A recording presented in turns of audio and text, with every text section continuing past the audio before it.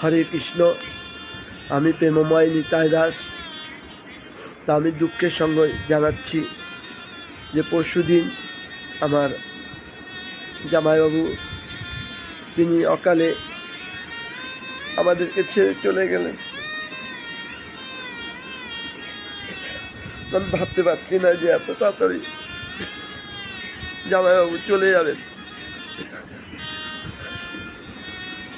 তো হঠাৎ করে আমি খবরটা পাইনি, আজকেই খবরটা পেলাম। ফেসবুকে ছবিটা দেখে আমি দিদিকে ফোন করেছিলাম, ফোন করে জানতে পারলাম যে জামাইবাবু আর নেই।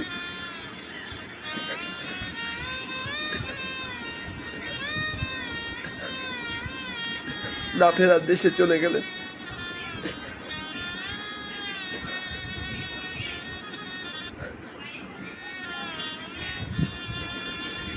খুব ভালো মানুষ ছিলেন আমার জামাইবাবু।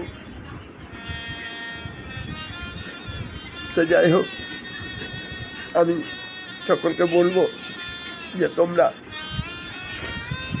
আমার জামাইবাবুর যেন আত্মার সদ্গতি হয়, তোমরা সকলে ঈশ্বরের কাছে এবং ভগবানের কাছে প্রার্থনা করো যে জামাইবাবু যেখানে গেছেন সেখানে যেন ভালো থাকেন এবং ভগবান যেন তার চরণে যেন জায়ের মুখে যেন স্থান দেন।